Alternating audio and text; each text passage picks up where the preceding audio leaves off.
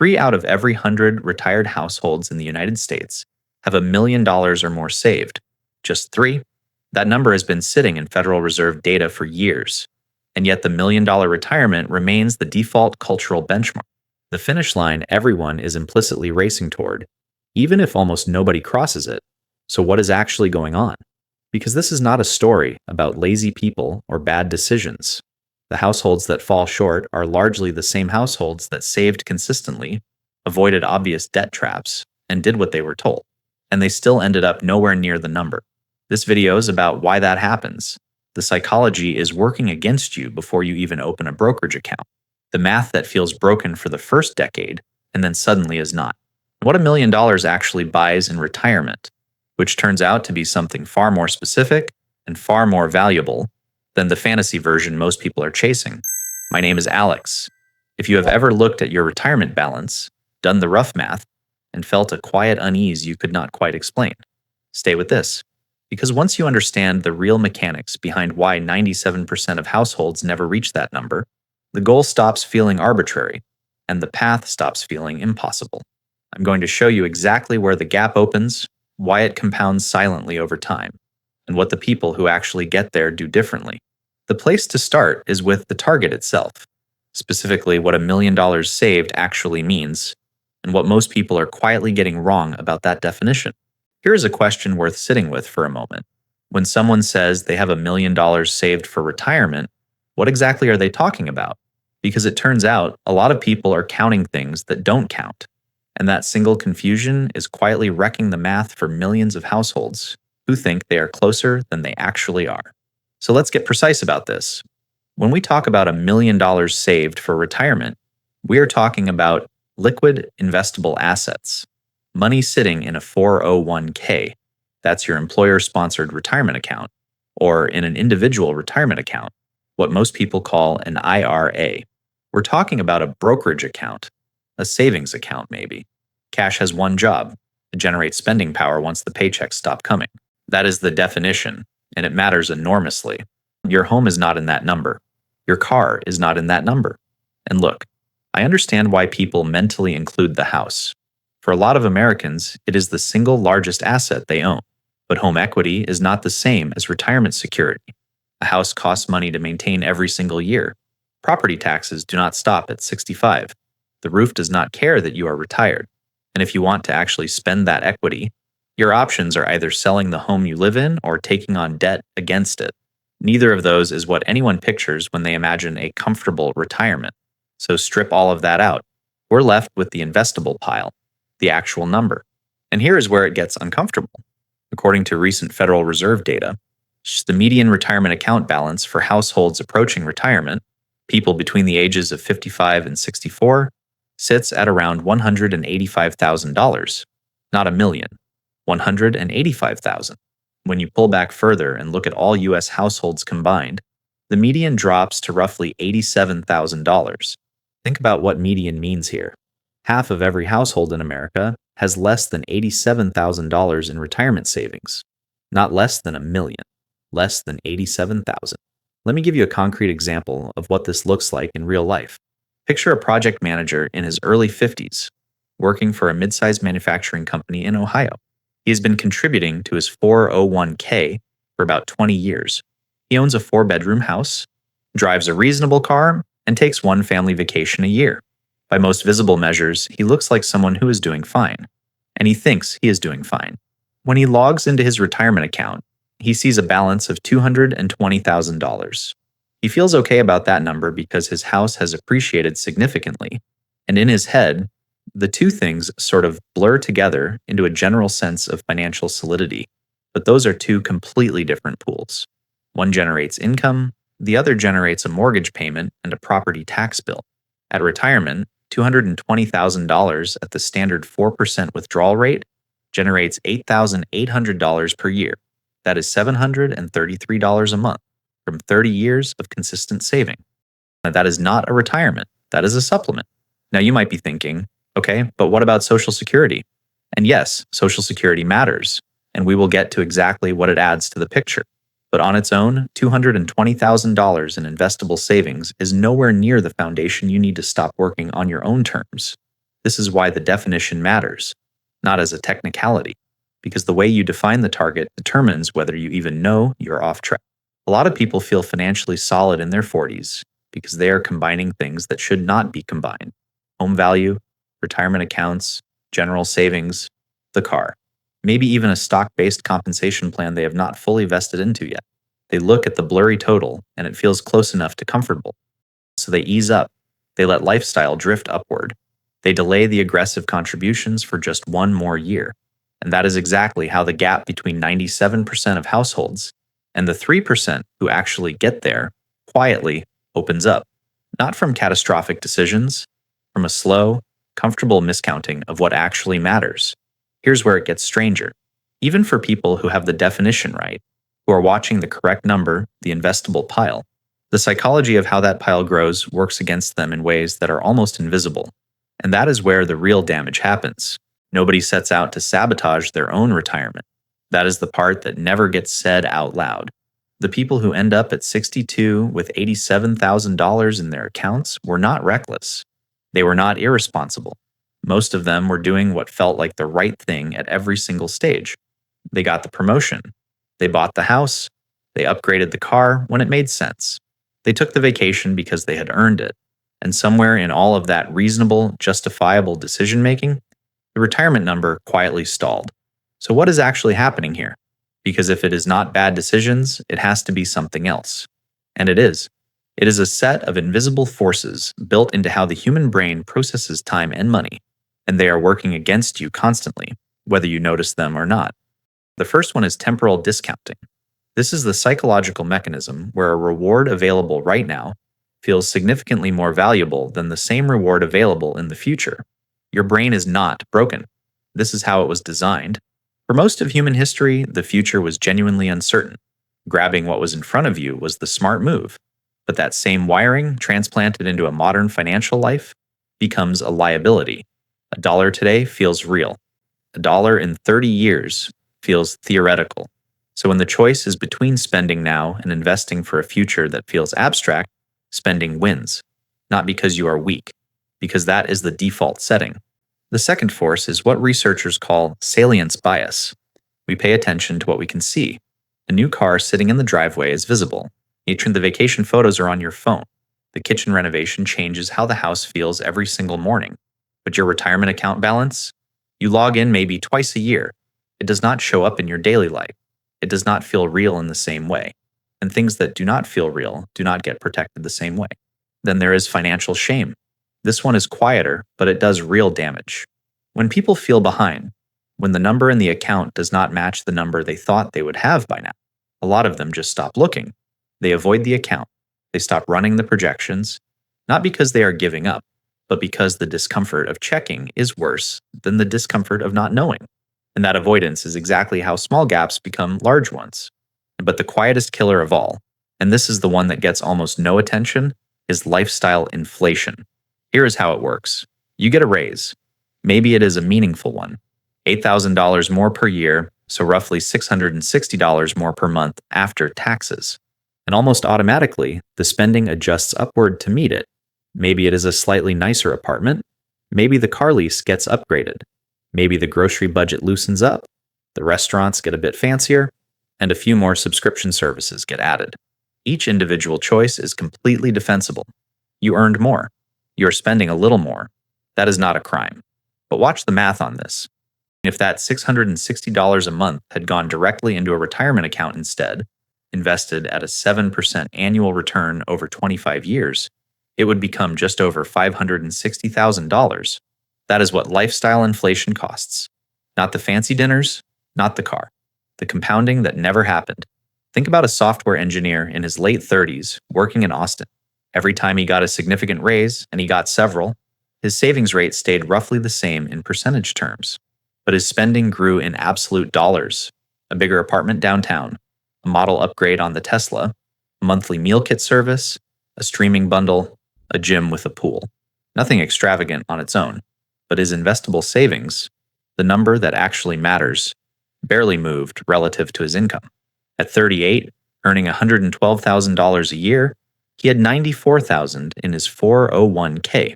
The percentage looked fine. The absolute number was quietly catastrophic for where he needed to be. That is lifestyle inflation. It does not announce itself. It just makes sure the gap between your income and your future never actually closes. And here's the thing that makes all of this worse. Even if you manage to dodge every one of these psychological traps, even if you hold the line on spending, keep the savings rate high, stay consistent, there is still one more force working against you, and it is built into the math itself. It is the reason people who are doing everything right still feel like nothing is happening. It is the strange, deceptive nature of compound growth. There is a specific kind of discouragement that hits somewhere around year 8 or 9 of consistent saving, and almost nobody talks about it.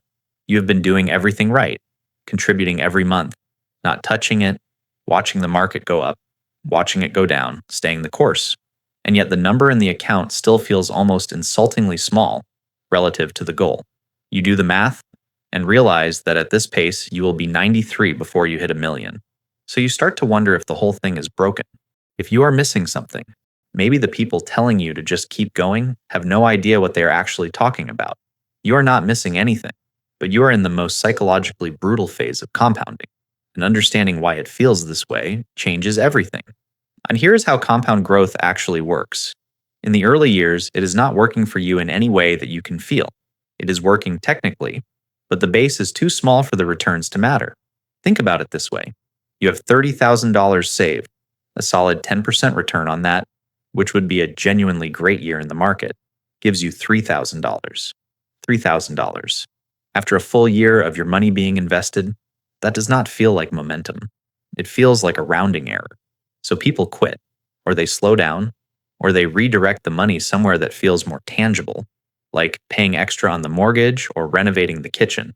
And that is exactly the wrong moment to stop because the math is about to change in a way that feels almost unfair in the other direction. Right? The snowball analogy exists for a reason, and it is actually precise. Picture a snowball at the top of a long hill. In the first few rotations, it picks up almost nothing. The surface area is tiny. Each rotation adds a thin layer. Progress feels invisible, but as the ball grows, something changes. The surface area increases. Each rotation now covers more ground and picks up more snow. The process is identical to what it was at the top of the hill. What changed is the size of the base. That is compounding. The mechanism never changes. The base does. Let me walk through the actual numbers so this lands properly. You start with $50,000 invested. The market returns 10% that year. You make $5,000. Now you have $55,000. The next year, another 10%. You make $5,500. But you now have $60,500. It is growing, but it does not feel like it is growing. Each year, the gain is slightly larger than the last, but the differences are small enough that they barely register. Now fast forward. You have been consistent. You have kept contributing. Your base has grown to $500,000. That same 10% return now generates $50,000 in a single year. In 12 months, without doing anything differently, your account grew by $50,000. That is more than many Americans earn in a year of full-time work, and your account did it quietly while you were sleeping. That is the inflection point, and it is real. Consider someone in his early 40s, a logistics manager in the Midwest, who started contributing aggressively at 28 for the first decade, and he barely noticed the account growing. At 38, after 10 years of consistent contributions, he had roughly $160,000 saved. Respectable, but not exciting. He kept going. By 44, the balance crossed $400,000. Then something shifted. In a single decent market year, the account added nearly $42,000 on its own. He contributed $24,000. The account added $42,000.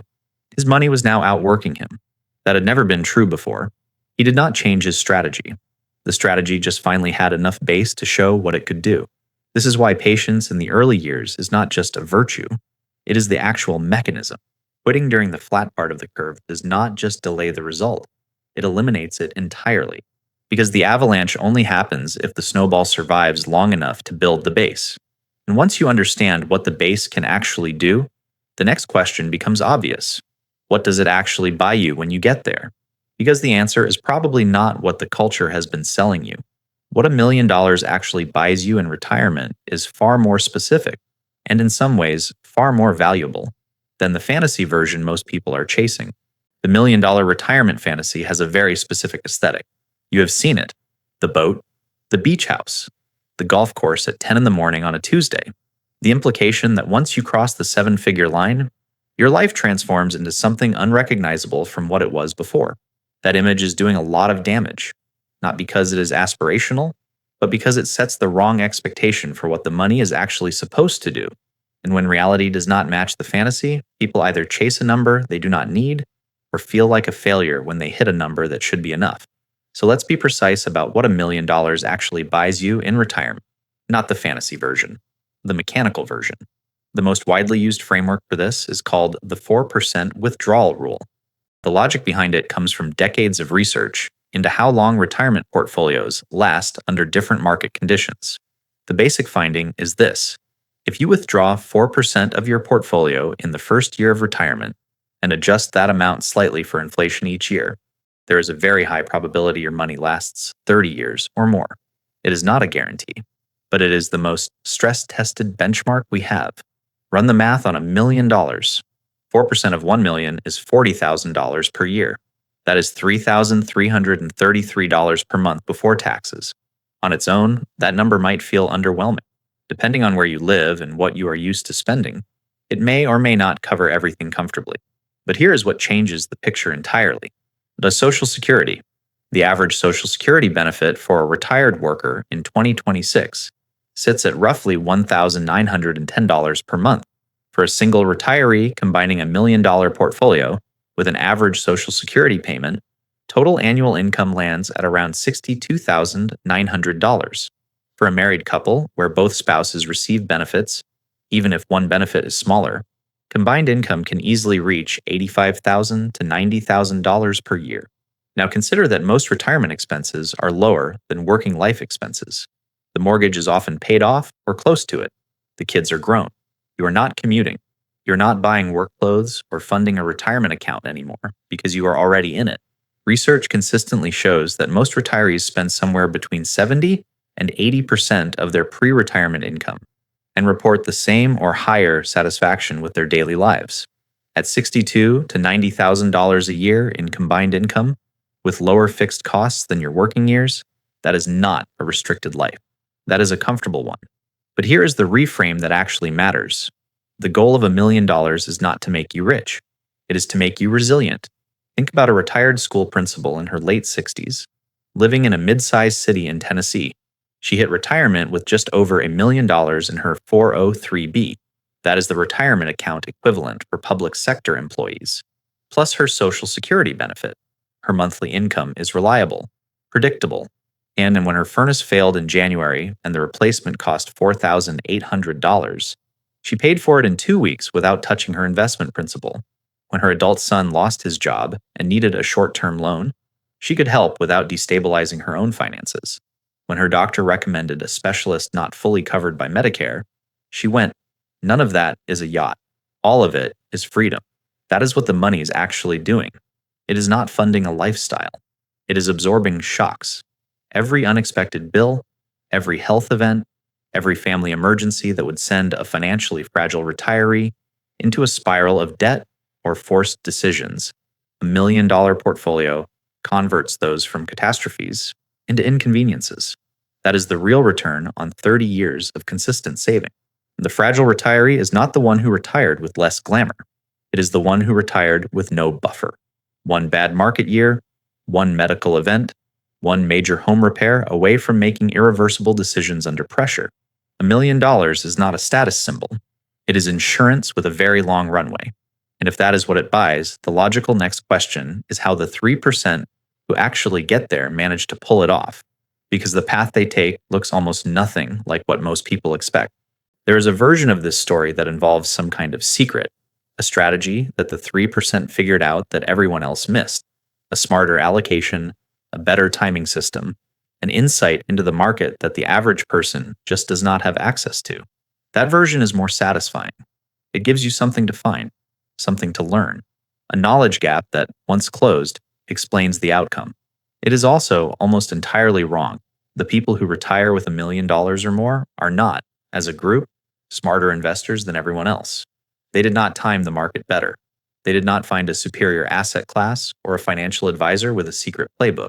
When you actually look at what separates the 3% from the 97, the answer is almost anticlimactic. They just did a small number of ordinary things, and they kept doing them for a very long time without stopping. Here's what the path actually looks like. You earn income. You spend less than you earn. Not dramatically less in most cases, just consistently less.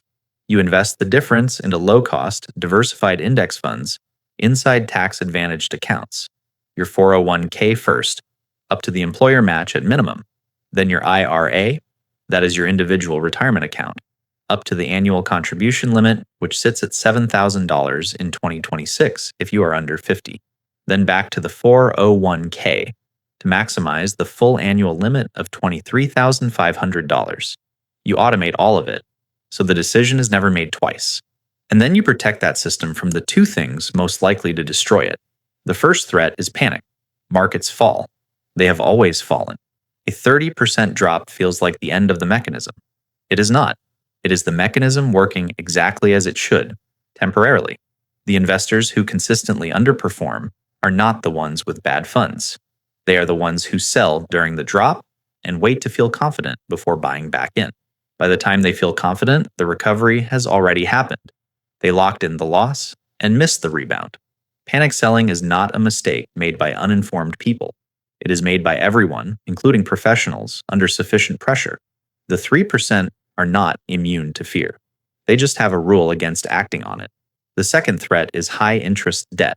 A retirement account earning 7% annually, while a credit card balance compounds at 24%, is not an investment strategy. It is a slow leak. The math only works if the spread is in your favor. Carrying four-figure balances on revolving credit while simultaneously trying to build a retirement portfolio is one of the most common and most invisible ways the whole plan bleeds out quietly over the years. Now picture a mid-level account manager in his mid-30s, working for a regional insurance company in the Carolinas. He is not a high earner. His base salary is $78,000. But at 26, he set up an automatic contribution of 10% of every paycheck directly into his 401k and never changed the setting. He did not think about it again. When the market dropped sharply in his early 30s, his contributions kept going in automatically. He did not log in and make adjustments. He just let the system run. At 35, now his balance sat at just over $146,000. Unremarkable, maybe. But the trajectory, given his age and the compounding math ahead of him, puts him on a path to cross $800,000 by his early 60s on contributions alone, before accounting for market growth. He is not doing anything extraordinary. He set up a system at 26 and defended it. That is what consistency actually looks like in practice. Not discipline in the motivational speech sense. Not white-knuckle willpower.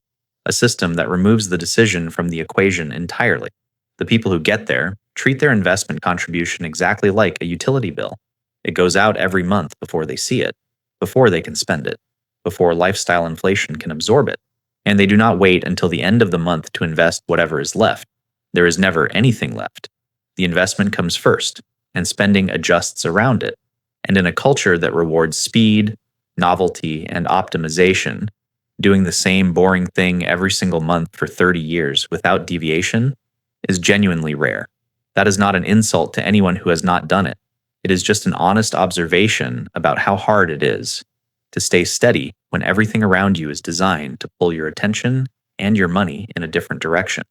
The advantage the 3% have is not knowledge. It is stubbornness. Quiet, unglamorous, decade-spanning stubbornness. And that, more than any strategy or market insight, is what turns a working income into a retirement that can actually absorb the unexpected. So here is what this all comes down to. The gap between where most people end up and where they need to be is rarely explained by bad luck or low income. It is explained by a slow, quiet miscounting of what actually matters, what the target really is, what the psychology is working against, and what the math requires over time. The households that get there are not exceptional. They just defined the goal correctly, held the line against lifestyle drift, stayed in the market when it felt wrong to, and treated consistency like a non-negotiable fixed cost. That is the whole mechanism. What is worth sitting with now is simple. Look at the number you're actually tracking. Is it the investable pile, the real one, or a blurry composite that includes the house and the car and the general sense of doing okay? Because the definition of the target determines whether you even know you're off course. There is a related question this raises that goes even deeper. $1 million solves the fragility problem. But what actually determines how long that money lasts once you stop working? That question has its own set of invisible mechanics, and they are just as surprising.